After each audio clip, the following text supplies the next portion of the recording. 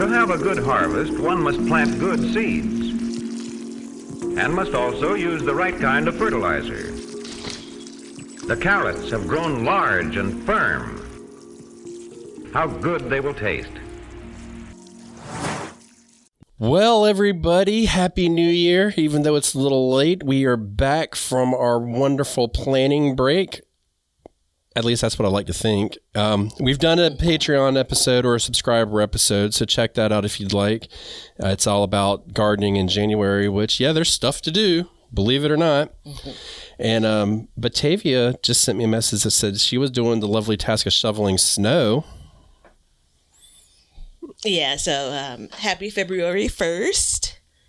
We are recording on a snowy day in Chicago in January. So welcome to millions of our world. Yeah. So I was actually outside thinking how fortunate I've been just personally. Like, this is the first time I've actually shoveled snow this winter, which isn't necessarily the norm for us. So, are you excited to see it? No. Mm-mm. Yeah, I feel for you. So now that we're back, I do want to say this is our fundraising time. So if you want to be a subscriber on Apple or a patron, please do so to help support the show. And you can join us on our Facebook page at Backyard Gardens Community Garden. And T-shirts and stuff like that, links are below. Amazon list to get all of your gardening needs. All that stuff gives us a little bit of kickback, no extra cost to you. So on and so forth. So now that we've got through all that fun stuff, now it's time to have some real fun. So every year, faithfully, Miss Batavia and I have made gardening goals for the year. And every year, the first episode back from our little break, we have an episode where we talk about if we've met those gardening goals. But we don't talk about those throughout the year, so this is definitely going to be fun. Because the way I operate is I just make a goal and I try to remember it and then I just go with it. But I usually do pretty good. And Batavia actually does pretty good too. So while we're doing this, Leonard, if you could go ahead and send that list over so we can see. And gosh, I hope I don't gag when I see it. I made some stupid things. So we'll see. But we each make, 5 goals? Mm-hmm. So we try to make 5 goals. Just to keep things. We share 5 goals. How about that? And so, we share 5 goals.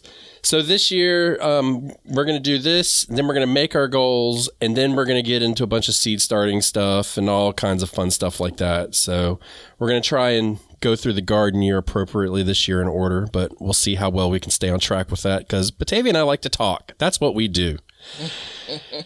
All right, Batavia. Well, we also garden. So yeah, we do garden. Yeah, we do that. Do we? Or is it just a fake garden? That's what I want to know. Oh, did I say that out loud? You'll never really know. There are people that know. All right, so do we let the Southern chivalry come out and let ladies go first, or do we let beauty come before age? Which one is it? Let's go ahead with beauty. It should come before age. All right. Do I still win in that scenario? No, go ahead, buddy. You are a little bit older than me. Yeah, it's funny. Just a tinge. I was talking to somebody. I was talking to the creator of the Planter app the other day, and I was like, "Yeah, Batavia is older than me." And he's like, "Yeah, how much older is she?" Because it seems like she's like, you make her sound like she's way older. And I was like, "Man, if you're 1 hour older than me, you're way older. That's all there is to it." So it's still a secret. Don't worry. All right. Oh, I'm not. I have no qualms. I am a tender young 46. And you age like a fine December. wine. How's that? Yeah, baby. I'm telling you, it's been in the barrels for years, sitting in the dark, under the staircase. I love it. Oh, gosh, I'm all wrapped up in my cord. Okay, I'm good. That was almost a disaster. All right. Thank you, Leonard, for sending that over. My first goal, oh man, really? Do I have to go in order? Mm-hmm. Do what you need to do. I'm going to go in order. Hopefully. My brand new goal is going to be to look at my goals throughout the year instead of making them and walking away. That's not fun. Clearly. That's not fun. All right. So my first goal, as Leonard wrote it, was I had an ultimatum from my wife. Grow corn and harvest 32 ears of corn this year. And then it says each square foot gives me 1 seed. Yeah, so I failed. I failed. Do you want to ask me how many ears of corn I got? It wasn't 32 if you failed. So was it 3? No. Was it 2? No. It was 0.25. I got a quarter ear of corn. Yeah, okay. Oh, okay. 0.25. Yeah, okay. 0.25. I registered that as 2.5, No. Out of my plead for you. If it was 2.5, I'd be out in the street dancing. Is that pitiful or what? But the silver line... The way that we're able to readjust our... Look, 2.5 would have been an absolute win coming from 32. But okay, yeah, with it. But that failure, it brought me a lot of knowledge. I learned how I planted wrong. I learned what happened wrong and then steps to go. And then what I also learned, because I got 0.25 ears of corn, which was just like a really small one, probably about the size of, your middle finger, not much. I ate it raw, and I learned that raw corn is really good. So there's that. So it wasn't a total fail. I just look at it as like it's a process to keep going. So what I'm going to do this year is plant it thicker because I had pollination issues. That was my fault. So 1 square foot, I need to put like 2 seeds in each square foot.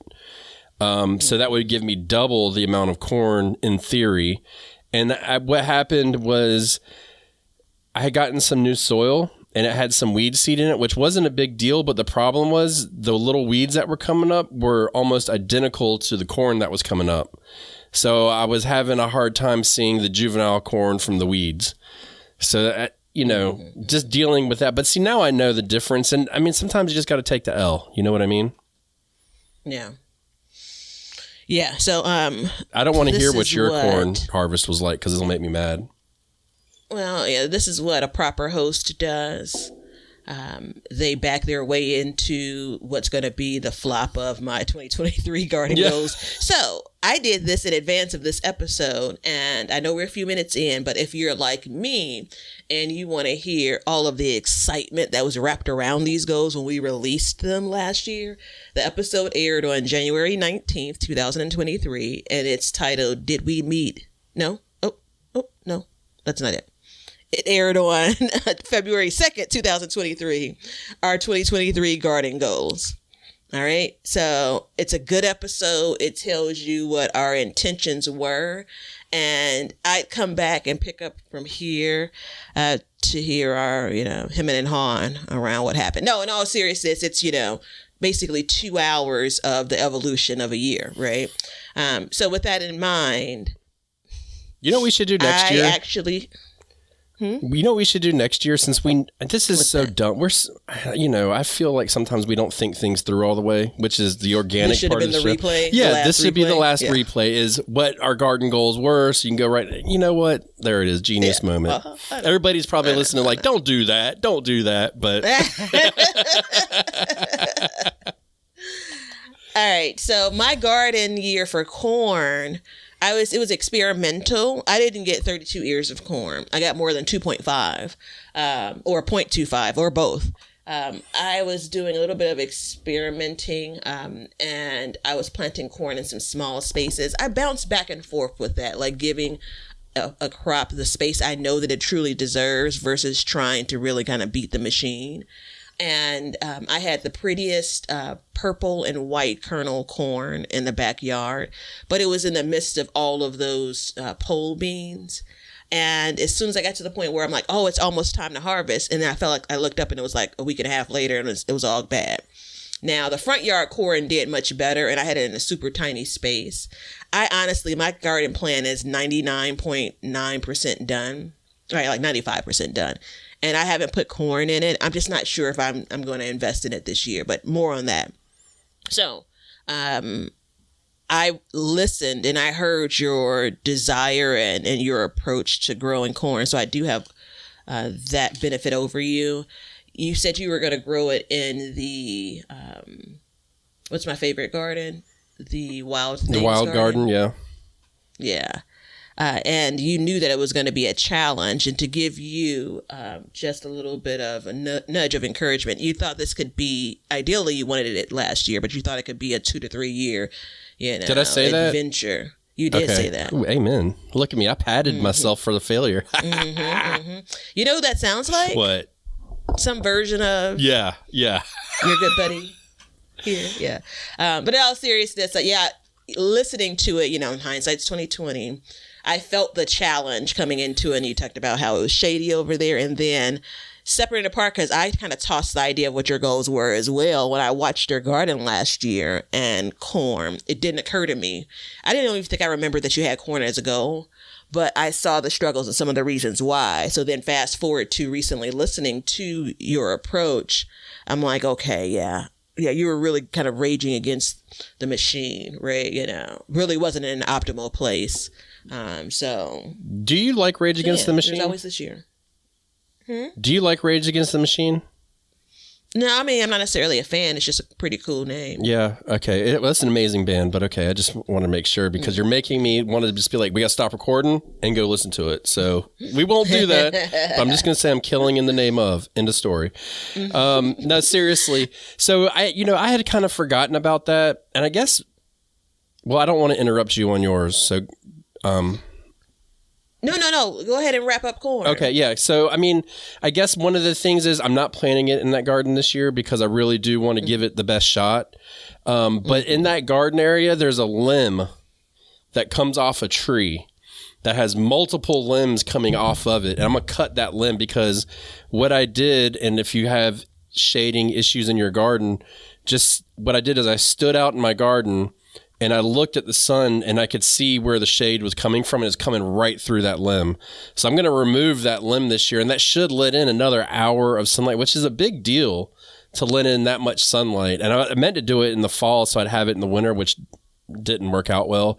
But that's one thing that I'm going to do. And the other thing is the bed that I'm thinking about putting it in, I just went out there and put some fresh chicken poop in. So I'm kind of letting that, because, corn is nitrogen hungry. So I'm going to let it break down a little bit and see what happens. But that's how I hope to change that this year. And that's not going to, it's a goal for this year, but it won't be one of my goals for this year. So I just want to kind of, maybe we can remember that when we record that episode. Okay. All right. Well, my first listed goal, and Leonard had this kind of scratched out a little bit, and I know why. It was write out my garden plan for 2023. Now you have to listen carefully. Write out my garden plan for 2023. Didn't say in 2023, because if it would have said that, I'd have killed it. Because all of December, man, I was rocking and rolling with the garden plan.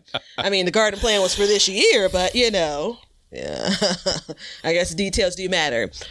So I failed. Yeah. It's funny because so I didn't do that. I instead kind of winged it as I normally do. And the biggest impact of winging it, and I can't even remember for sure why I didn't. So we made these garden goals at the end of January, if we released the episode in February, similar to what we'll be doing now.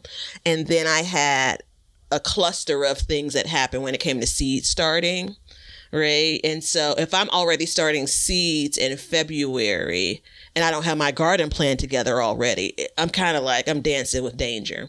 Yeah. So I can see the evolution of the mishaps in the garden last year. Remember we talked about last year what didn't go well in the garden, some of our fails, some of our successes. So it's all tying back to, I didn't start off with a solid plan, and I knew I should, clearly. Now, one of the things that I can say that without the garden plan, generally speaking, I did push forward when it comes to planting out in the spring. The producer of the show would be saying, that doesn't matter. That's what they would be putting cue card up. Yeah. There's really not much more I can say. I didn't do it. You failed. I paid for it. Yeah. You failed. I may have more relevant commentary for the rest of them, but that one's just like it happens.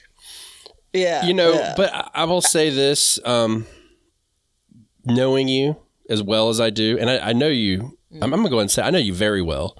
You didn't do it that last year, but you did it for this year. And that is, I'm going to go ahead and give you a win because that's not 3 years.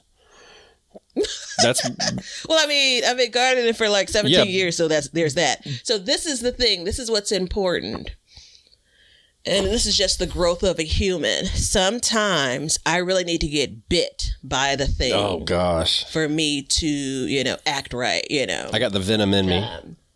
I've been bit so many times. I'm nothing but venom.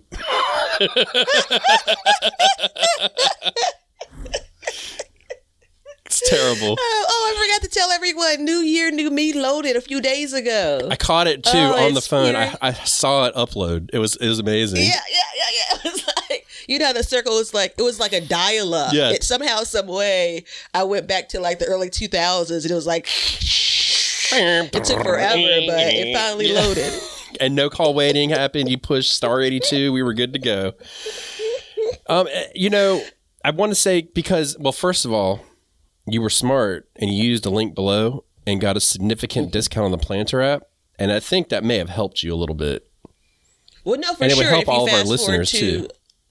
Yeah, if you fast forward to like finally, and I had good success in my garden, generally speaking, but there were clearly some holes and there was clearly some frustration and some time spent, a little bit of stress around some things kind of in the moment as the garden season went on.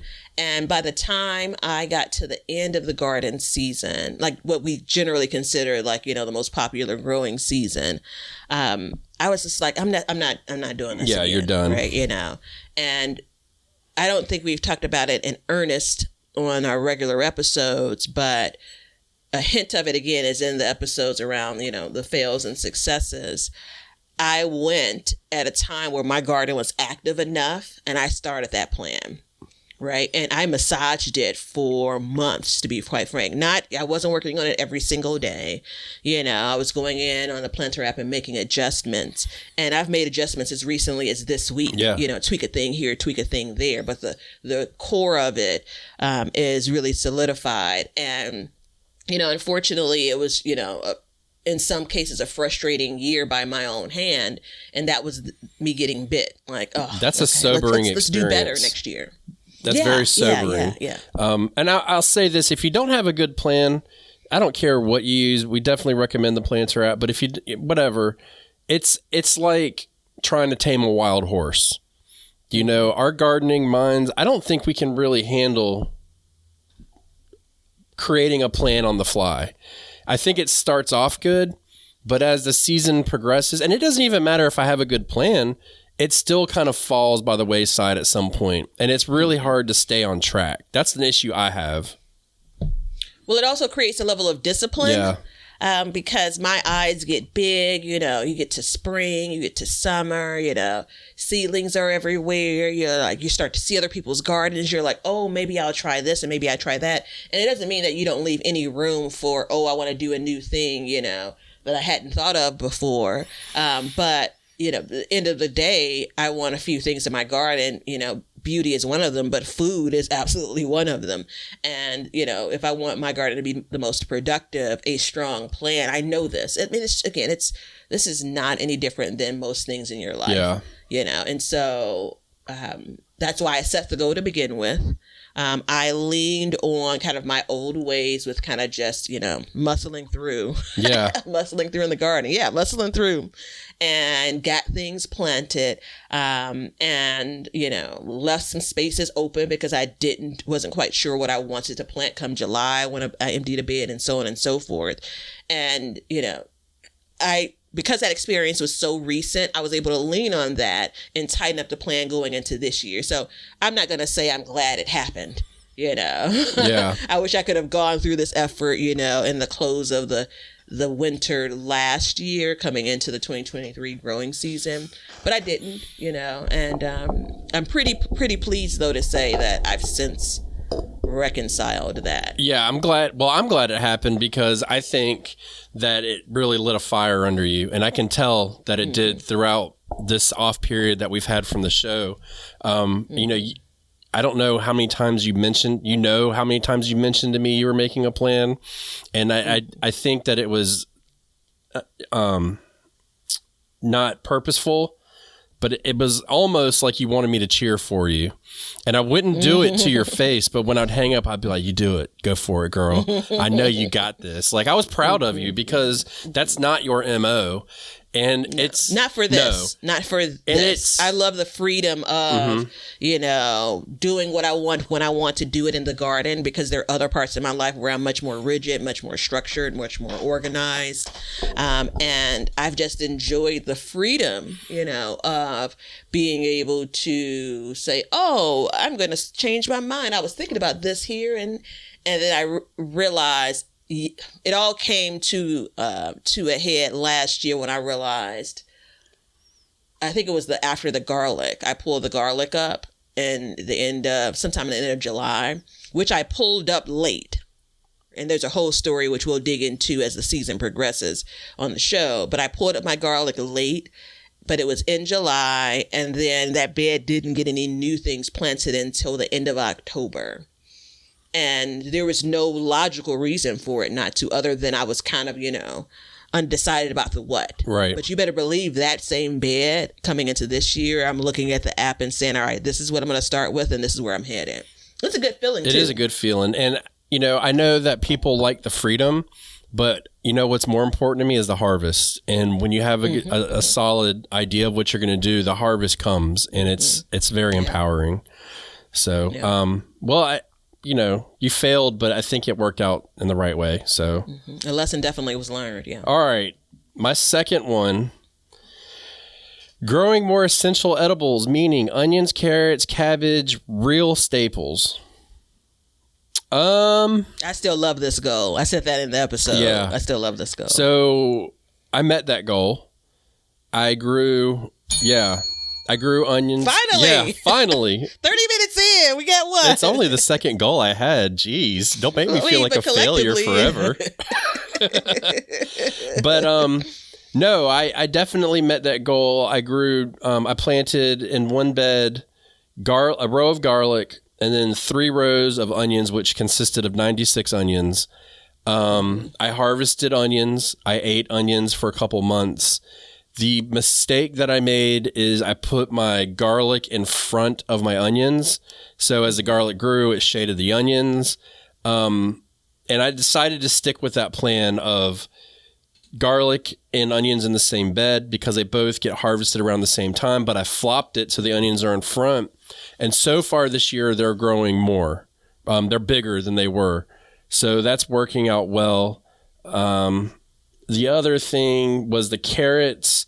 So I grew carrots and, it didn't seem like I was getting a very good harvest. But when I look back, I actually had a pretty good harvest. I didn't get any giant carrots, but I got carrots. We all know the story of the doorknob cabbages. But I was harvesting cabbages. Mm-hmm. So these are definitely the staples that we had gone for and continue to meet. And that's been that's going to be an ongoing goal at this point, is to continue that on. The onions, for the simple fact of I can grow them in wintertime. So I like the idea of them being in the ground, waiting to grow. I can plant them when nothing else is being planted. So it's like that bed is used up and it's just one less bed I have to worry about. So that worked out really good. The carrots, I don't know what the story with the carrots were. I kind of struggled with them a little bit last year. There was some overcrowding, which sometimes matters, sometimes doesn't. I had a very poor plan when it came to carrots. I was kind of got to a point where I was just like, let me see what I can get in the ground. And I was just sowing carrots constantly. So it didn't really work out like I want. I did get some carrots out of my greenhouse, not many though. So that worked out. But we definitely tried a bunch of things, and we went in heavy again with the onions and the cabbages for fall, and for spring we'll do the same thing, and we're going to sow more carrots for spring.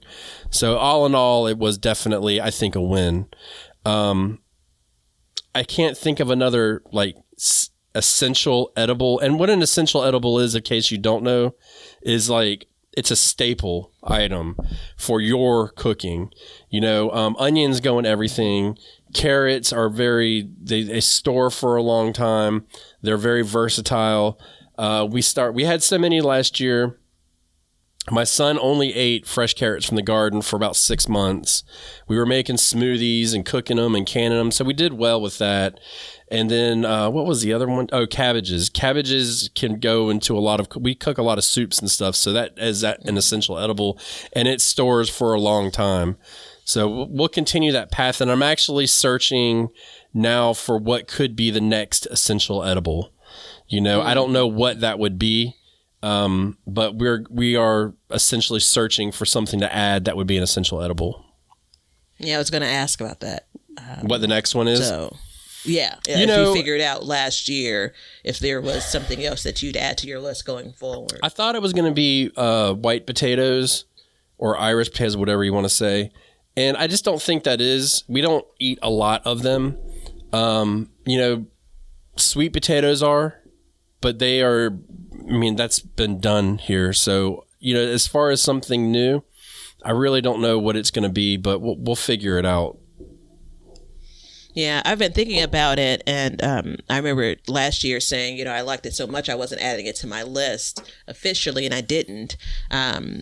I don't know if I have. Maybe I would have actually met one of these goals. But I think about, for me, there are a couple of pieces enjoying, something that I'm going to use, but something that also is going to have a shelf life, So potatoes I'm at the end of my potato harvest. I had about 40 pounds of potatoes, and I put them in a lot of my canning recipes. The conditions to store them aren't ideal for me, and so I'm still trying to figure out, I have them already plotted in some beds, assigned to some beds. And I don't know if I ever am going to grow 100 pounds of potatoes. And quantity doesn't matter as much when we talk about this, but I don't know if I'm ever going to grow 100 pounds of potatoes, because I don't think I could use them, before they go bad. Yeah. I could can them, all of them if I wanted to, and there's that. But I really don't want to. I want to be able to use them in different ways. So then I look at something like carrots. It's actually a pretty big one for me. I didn't grow many carrots at all last year. So they are a bigger part of the plan, but there's also the bit of sometimes you have, on again, off again years, where you grow more of a vegetable in one year, and then the next year you don't grow it as much. And, the third year you do, and so on. So, I think it's an interesting exercise to go through, because it allows you to kind of walk through all the steps of it. When should you be planting it? How much are you thinking that you're going to harvest from it? How are you going to use it? And does that then qualify it as an essential edible for you? Yeah. And I hesitate to be like tomatoes are an essential edible, because I don't know. It doesn't fall in line for me because it doesn't store well.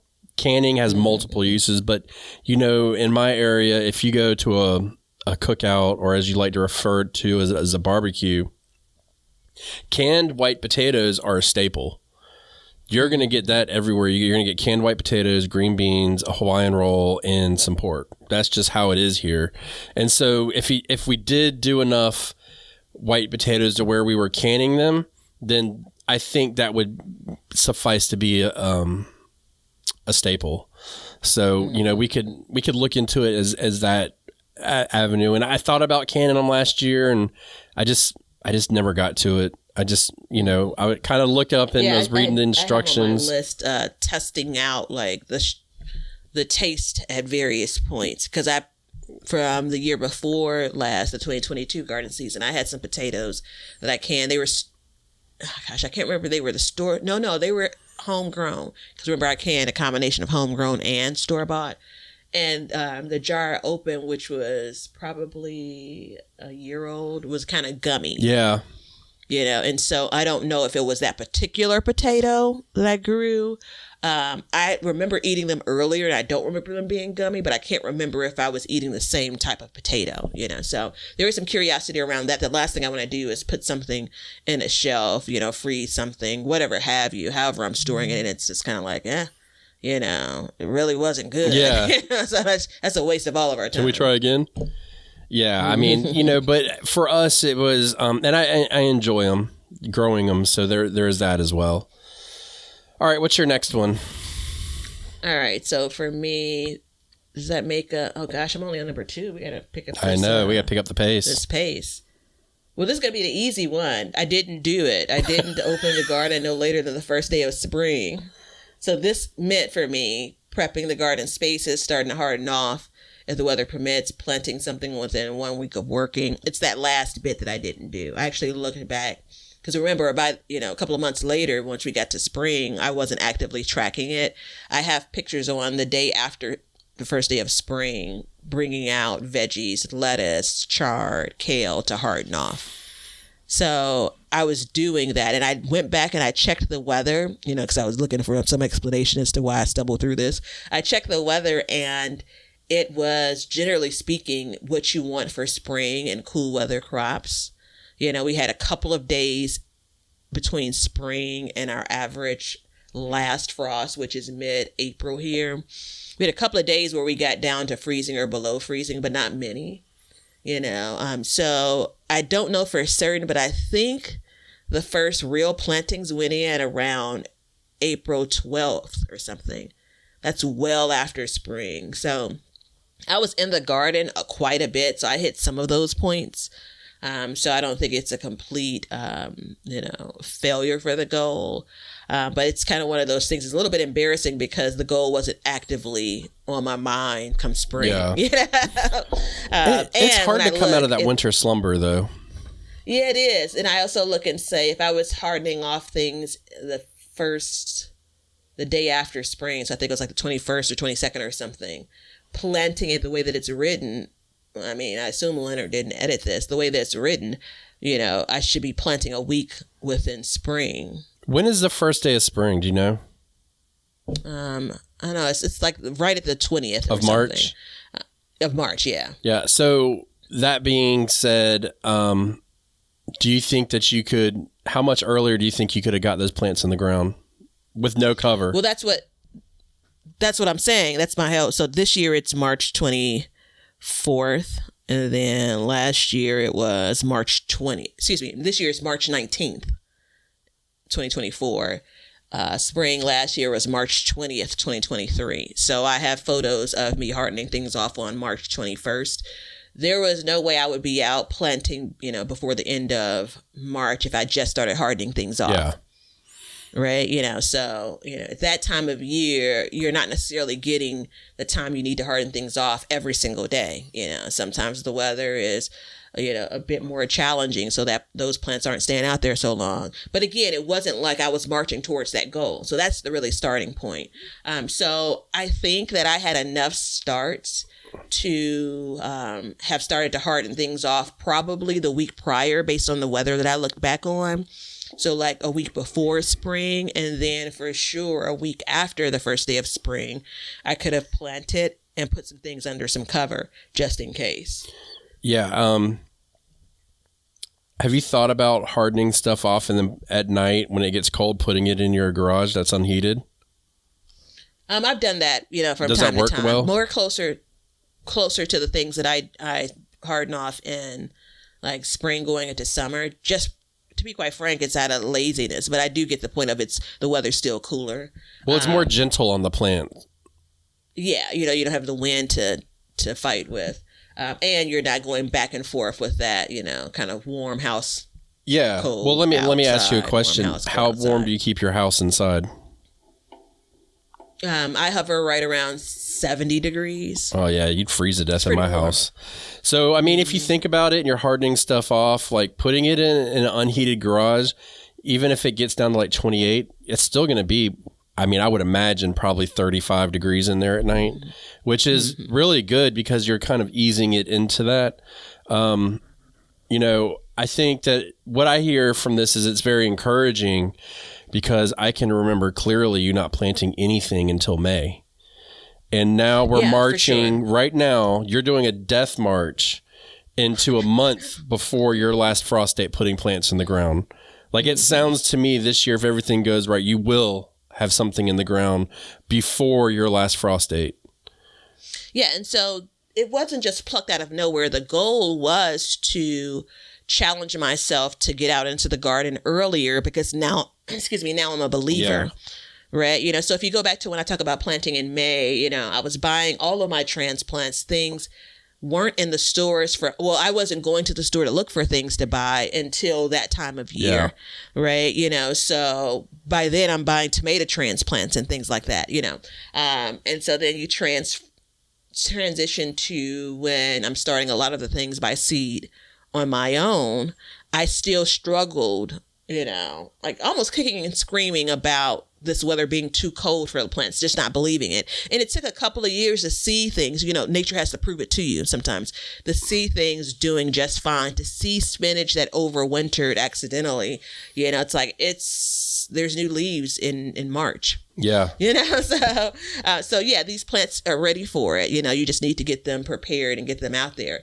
So I think that I didn't say it as a multi-year goal. I think it will always be a challenge to take advantage of the weather as early as possible. Because there's also there's some other impacts to it. Even with the shoveling of the snow this morning, it was nice to be out because, the weather's getting, by the time you all will hear this, we'll be past it, but we're getting Arctic temperatures, 10 degrees below zero, is the weather that we're looking ahead to. And I'm not going to be out. Hard stop. So to be able to get out, for a little bit this morning in fresh air, when it's snowing, it's not really cold. So you go fast forward a couple of months to the spring. I enjoy the time when I'm working out there. Right now it's about how do I make the most of it? And the intention last year was to get things planted and to not stall around, Right. You'll make it. I mean, you're on track to meet your schedule. So I give you, I don't give you a win on that one, but I definitely give you an encouraging note. All right. Progress. My third one, it says minimum 30. 2 beds of potatoes and David's bed. So I think that means 30 pounds of potatoes was my goal. I planted 2 beds of potatoes. David's my son. He wanted to grow a bed of potatoes, and so we did that. We got him in a little bit late, and he and I had a little wager about who would grow more, and I smoked him, basically. But, it wasn't like, oh, I'm better than you. It was what happened. So we met our 30-pound goal. I believe we met our 30-pound goal. If not, we were very happy with what we got. But what happened was we got fire ants in our bed.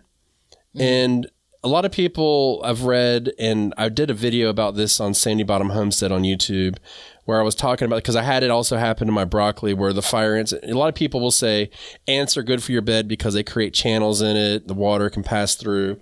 And my experience has been they decimate plants.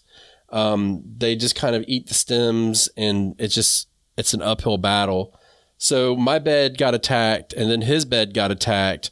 I was able to get my bed under control, kind of figuring that out. I mean, I know how to kill fire ants, but I don't want to put like straight up poison in my bed. So I was trying to figure it out. Neem oil seemed to help, so I'll step that up a little bit. But his bed, we got maybe 5 pounds of potatoes, which was kind of a bummer. I was hoping that he would get the 20 pounds and I'd get the 5 pounds or whatever. But it is what it is. We're going to do the same thing again. He's going to get a bed, and he'll probably want to grow potatoes again because he enjoyed it, and just have to stay on top of it. But we plant out in February, so it's going to be a Valentine's Day, roughly, tomato planting, and I need actually probably today or tomorrow go look for some potatoes. But we're going to do the same thing again this year. It worked out really good, and that met our goal. And going back to the essential edibles, like I ate those potatoes. And I mean, 30 pounds of potatoes is not a lot. That's 3 bags of potatoes, and it took us 6 months to go through them. I mean, they were chitting, and I was like peeling them off, eating them. So that's why I was saying, like, I don't think it was really a staple. Not really sure, but going in line with it, I want to try different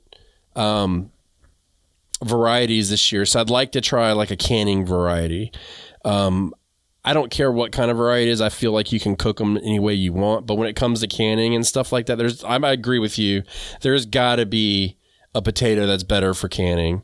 And so we're going to look into that, because the benefit of us both having a bed was really nice, because what happened was I grew my bed of potatoes, I harvested it, and then I let it sit. I'm not going to go into the next part of what I want to do this year because it's actually one of my goals. But I let it sit, and then I was able to put my Brussels sprouts behind it like almost 2 months later, which was unfortunate that it was that long, because I felt like I was missing grow time. But that's just the way it is. So we're going to change that aspect of it a little bit. And I don't know if his bed is included for like the rest of the season, but I'm going to go ahead and include it.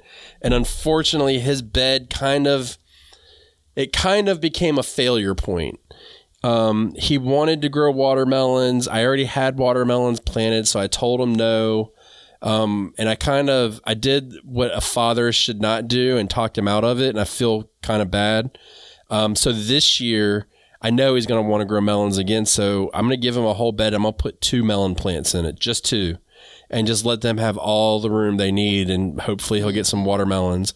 But for the most part, it was a win. It was unfortunate that his failed, but it's like, I mean, I sat him down and he was bummed out, but I was like, David, this is part of it, man. Sometimes you win, sometimes you lose. I was like, it's your first garden. You got 5 pounds of potatoes. I was like, I tell you what, let's go in there and make some, mashed potatoes. And we made them, and he was happy. So it's just kind of the working process. And it was a good lesson for him to learn. I just didn't want him to learn that lesson that way. But I did have him involved in my potatoes, and I told him, I was like, look, I know we have separate beds, but we did this together. So, this is a win for both of us. And I mean, he was happy. Yeah. So, yeah, I remember watching that video, and I was, rooting for, no pun intended, for David to come out big. But I mean, I think this is that was such a anticlimactic video. And I even asked him, I said, do you want me to put this on YouTube? And he's like, will I be famous? And I was like, well, I mean, neither one of us are famous, but I don't know. And he was like, you know what, Daddy? He's like, do you think it'll help somebody? And I was like, yeah. And he's like, then let's do it. And I was like, so you're okay to put egg on your face to help somebody else? And he was like, yeah, Daddy, it's the right thing to do. I said, well, let's do it. So I was proud of him. He grew up as a man a little bit more that day, and I was happy. My nose is high in my eyes. I just can't. Okay. Just quick facts. Do we need to take a break? Bring this back down. So, I read before red potatoes are best for canning. And so I wanted to be able to kind of share the why. And so per the Penn State Extension Service, I'm telling you, we be preaching about the local extension services. And because it doesn't matter, like this is what it is. It doesn't matter that it's in Pennsylvania. Select a waxy or boiling kind of potato. Most red skin potatoes are suitable. Many white or gold round new potatoes with thin skin work well as well. Avoid potatoes that are typically used for baking, such as russets. And their mealy texture does not result in good quality canned potatoes. And so I do know people that, can russet potatoes, can all of the types of potatoes that they use.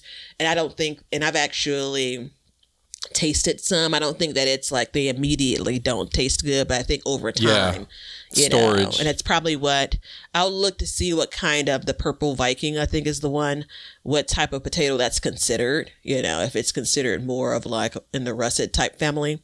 But anywho, and that's one of the ones that kind of had that mealy taste that I was talking about.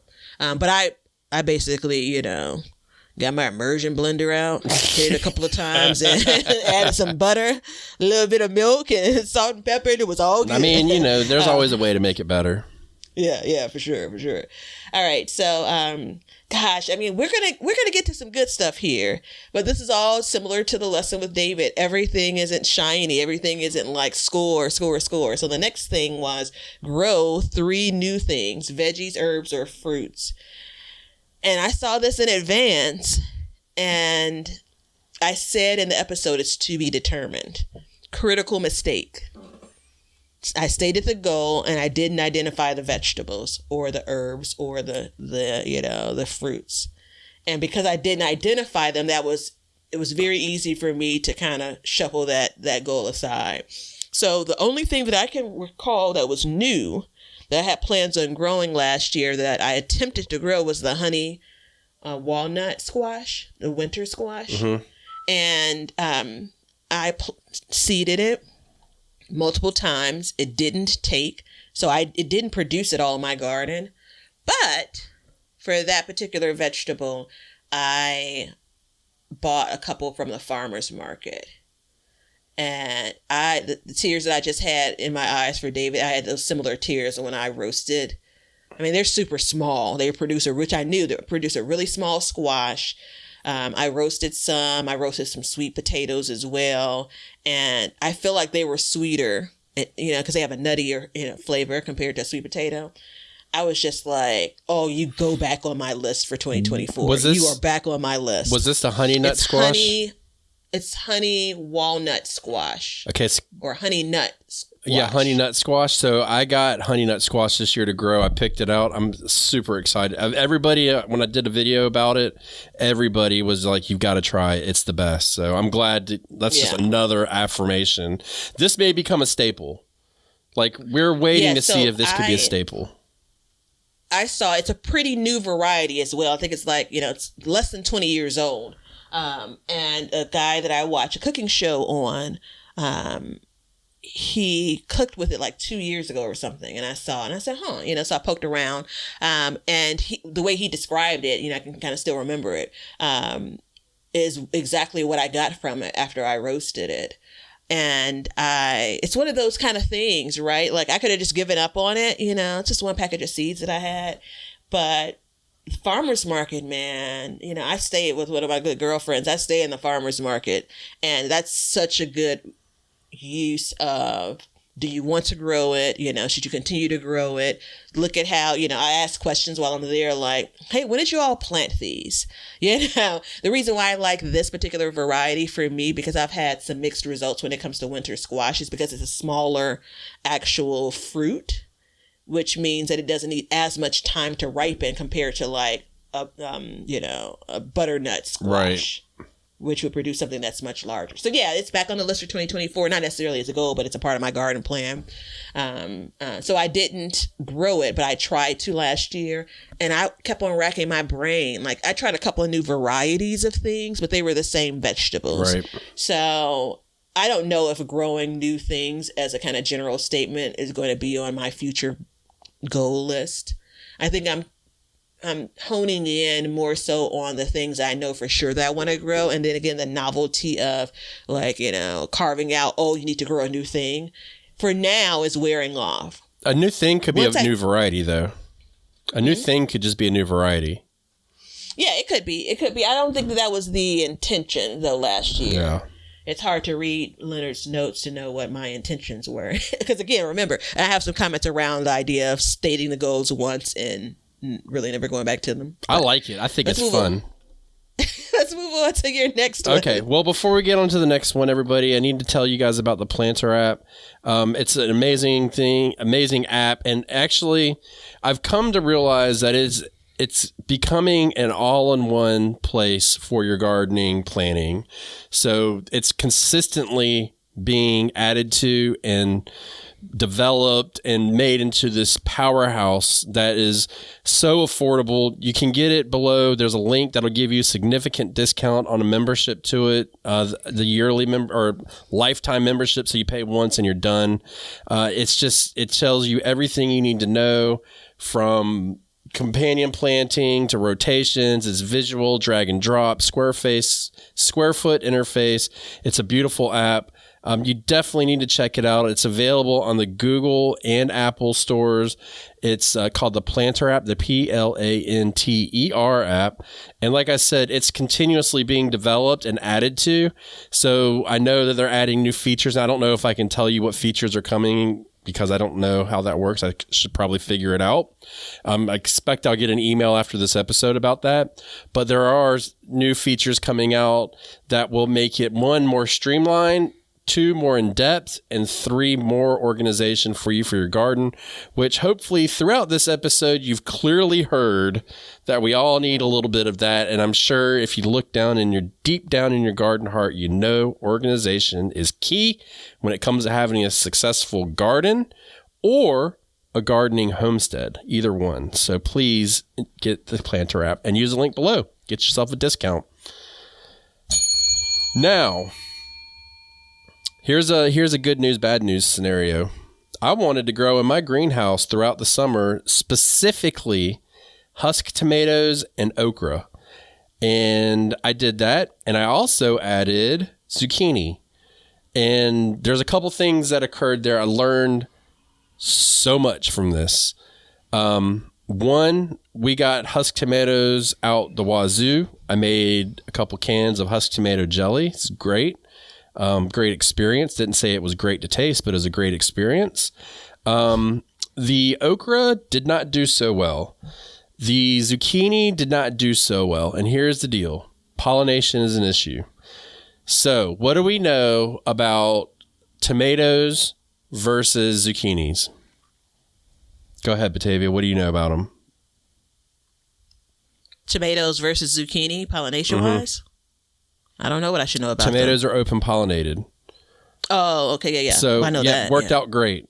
But if they need to be pollinated, and look, everybody, I know you can pollinate them yourself. Look, I don't have time for that. I got podcasts to record and videos to do and other projects and gardens to take care of and bees and all. I don't have time to walk around with a paintbrush and pollinate things. That's why I've got 80,000 bees next to it. But they couldn't get into the greenhouse. So now that we know that, we're going to modify this and we're going to try and find open pollinated plants to put in there that can tolerate high heat, because my God, it was hot in there.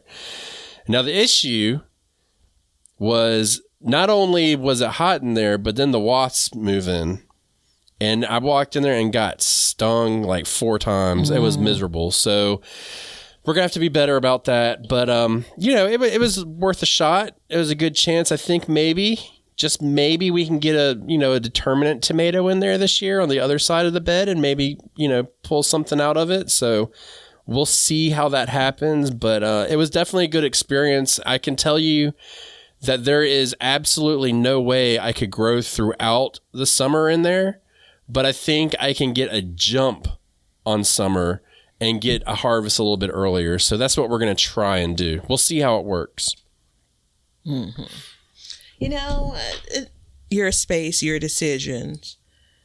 There's some nothing things good I think comes about. out after that. Nothing good. Yeah, no. There's some things I think about when it comes to like that greenhouse, and I wonder, like, it's seasonal, quite literally, and I think that, I saw some good things, some small baby leaves produced, which I know you love. I think that as long as you can, when you're not growing, keep it mulched to keep the weeds down. I'm all good with their months that you're not growing in because it's just too hot, But I appreciate you trying to, push the envelope and see what you could get out of it. You got to, what's it going to hurt? So what? I raise my own plants. So, I waste like 3 cents, whatever, Yeah, and I put a in-ground watering system in it, so I don't even have to walk in there to water it. So it's just kind of one of those things. I wasn't riddled with disease. I didn't have crazy insect pressure. So it was a good experiment, and we're just going to continue to tweak it. And learning that open pollinated versus, insect pollinated, that you can, now we've narrowed down even more what we can put into it. Mm-hmm. So, yeah. All right, I'm going to make quick work of this. This is number 4 for me. Double the amount of green vegetables and the amount of vegetable-based sauces that I preserve. So I barely made this goal from a green vegetable standpoint. I was speaking specifically around things like green beans. So I didn't can any of those for my garden. I did pick up some from the store, and I canned some of those. I wanted to kind of see, like, all right, what is this going to taste like afterwards, right? Fresh green beans that, I bought.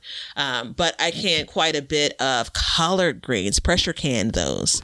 So there's that. You hear the smile of my voice. Mm-hmm. Are they good? Baby. Did you? Okay, hold on. Did you pressure can them in water or in your juice that you make? Oh, that's a good question. I know it is. So the broth or the pot liquor, I canned them in the pot liquor. So I cooked them a bit. Not like I would normally, not the total time that I would normally cook them on the stove, because I always talk about how I make them, Southern style. So I didn't cook them the total time. I cooked them just enough so they started to, take a little bit of the bite out, because they were in the pressure canner. They were pints for like 90 minutes or something. And I pressure canned some just flat out with the greens in the pot liquor or the broth, the juice obviously I started off with the water as my base. Added some smoked meat, let me say that. Seasoned all that stuff up. Then added my greens, let them cook. And then I took the greens out, and then I put into the jars. I topped the jars off with that same pot liquor. So I tried that, and then I canned just regular pot liquor, because that's how I roll. And I also canned some with the smoked meat, which maybe isn't necessarily recommended. So, basically I could, which I have done, open a jar, put it into a skillet or a pot and warm it up. And I'm eating greens. Perfect. So it's a beautiful thing. Is. Now, I'm real quick on the sauces. I did more sauces, everything from pestos to pepper, tomato sauce. Now, this is the cheat here. A lot of the things I did, tomato products, we have to talk specifically about tomatoes and preserving for me in the future. But I bought a lot of second tomatoes, which are not the prettiest tomatoes, but instead, they are going to taste just as good from the farmer's market, because I wanted to see how many tomatoes did I need to produce X jars of sauce. And so I did a lot of that. I think that, I'm going to give it away. This may be the last year in a few years where I grow as many tomatoes as I plan on growing this year. You may see fewer tomatoes in my garden in future years, but we'll talk about the why later on. So that's that goal. It's crazy. I'm glad to hear that, because that's going to open up more space for you. But we'll talk about that. Mm-hmm. So in the interest of time, let me get to mine. And I want to read it because I want to savor this moment. I have 4x8 beds, and I want to plant in 8-foot rows versus 4-foot rows. So what that means is I want to go vertically. So I have 4 rows that are 8 foot instead of rows going horizontal. Am I saying that right? Horizontally? And no, you want to plant the length of your garden bed versus the width of your garden bed in rows. Yeah. So instead of doing, in that way, I can have long strands of it. And let me tell you, that worked out. I got to censor myself. Amazing. It was exactly what I needed to do, and I will not move away from it ever again. It was perfect. It solved so many issues. It solved my planting issues. It solved my organizational issues.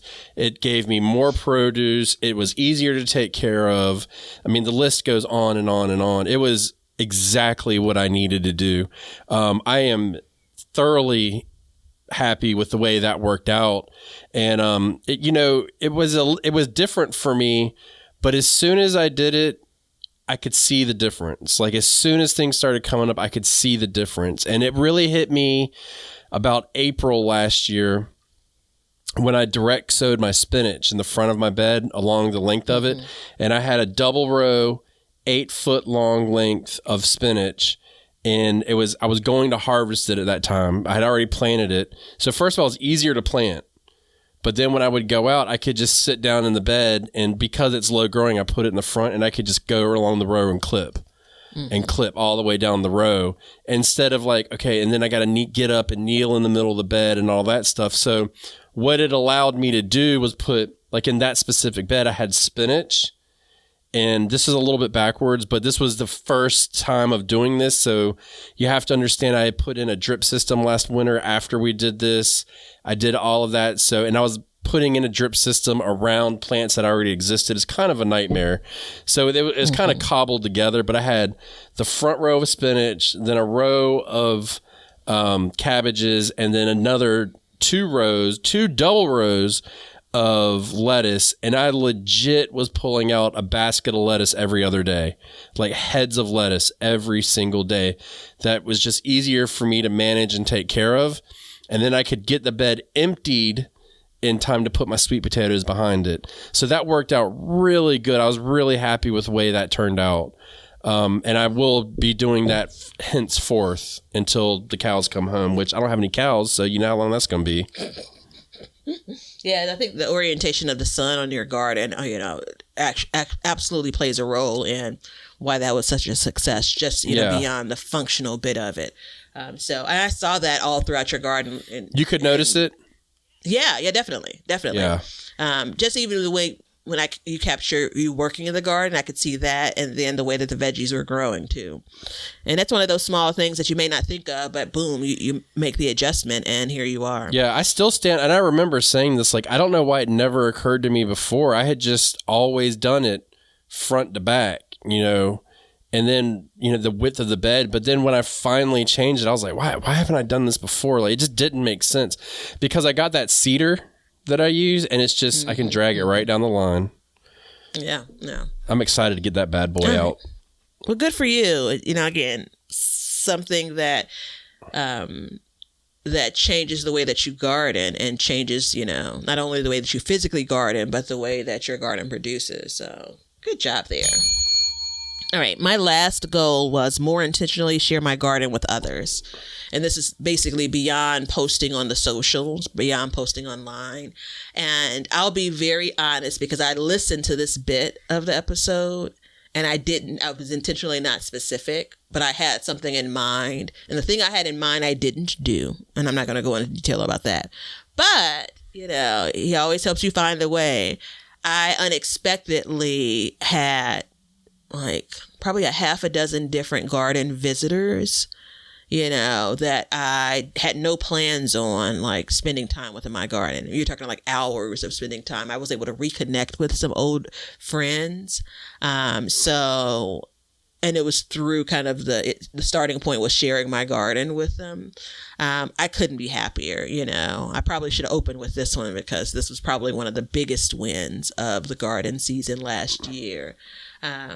So yeah, it's, a good time, a good time. You're not going to make me cry. You're going to make yourself cry. You've already done it once this episode. Let's do it twice. That's good. I like that.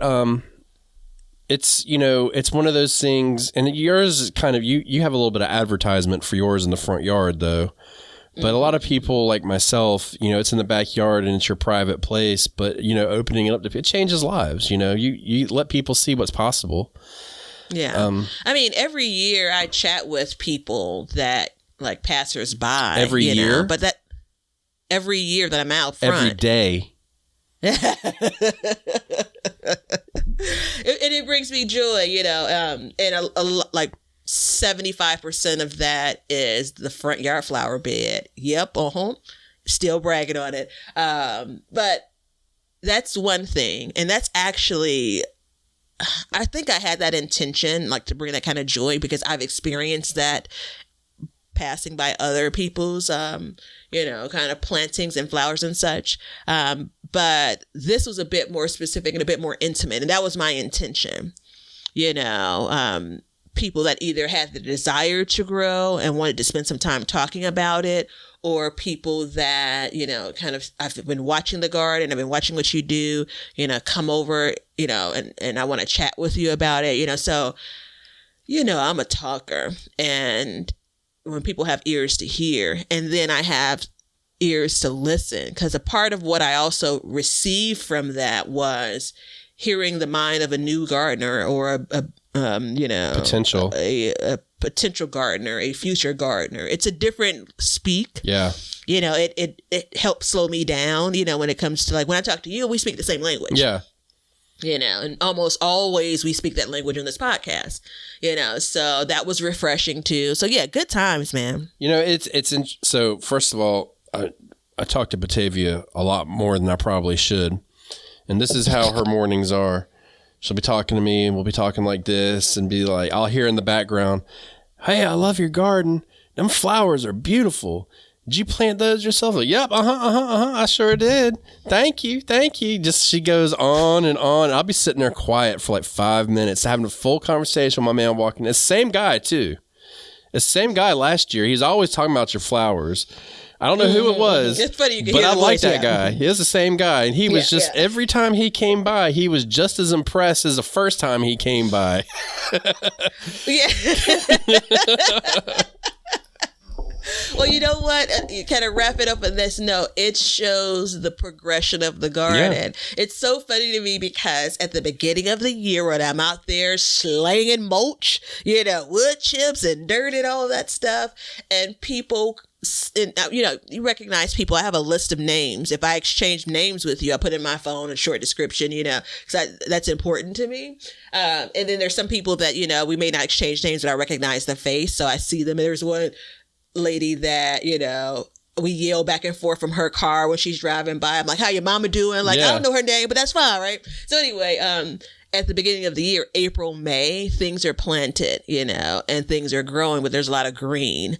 And so it's not impatient. It's like, are you going to be growing this year? Because they kind of look and say, all right, the weather is nicer and they're expecting to see something. I'm like, give me 90 days. Yeah. Come back in 90 days, when you come back past. And so that guy you're talking about, you could see, it's like, I felt like there was nothing happening. Then, I've heard I'm that. walking by today and it's. I've heard it. And he's so surprised all the time. He's like, you did this yourself? I sure did. Man, it's just so beautiful. I love walking by here. It's just all the time. So, it's good stuff. It's good stuff. So, it's important to make a goal. And I encourage everybody listening today to sit down and make a list of just a couple, we make 5 goals and we have more, but these are the 5 that typically at the top of mind in winter that we want to do. Apparently Batavia is going to cheat this year and go revisit them. I'm not going to do that. I'm going to stay the course because I think it's more fun. And I like it too because it challenges me to say like what was important to me that year, and am I going to stay the course throughout the year? Yeah. How serious were you about it? Yeah. Like I looking at mine, and some of them might seem kind of trivial, but to me they were really important. I had totally forgotten about growing more essential edibles because it became so important that it was just like routine at this point. Like it was on my mind.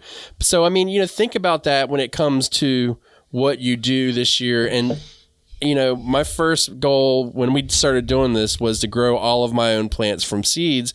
And here we are 3, maybe 4 years later, and I'm still doing that, so these goals become habits.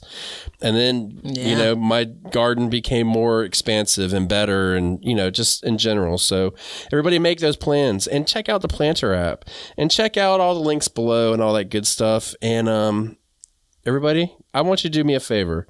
I want you to sit down, get a pen and paper out, get a notebook, and think to yourself how you just learned to grow, and you're going to grow for change. See ya. Now you know why people feel like celebrating at harvest time. All over the world, people have feasting and good times when the crops have been gathered in.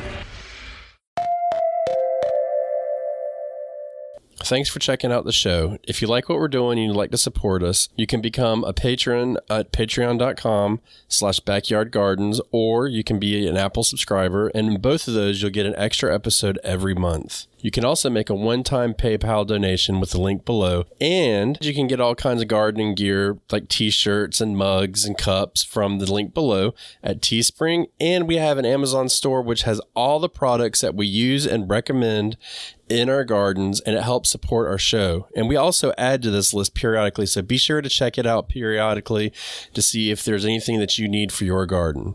Everything that you do, including a like and a subscribe and even a review, will help us learn to grow and grow for change. See ya.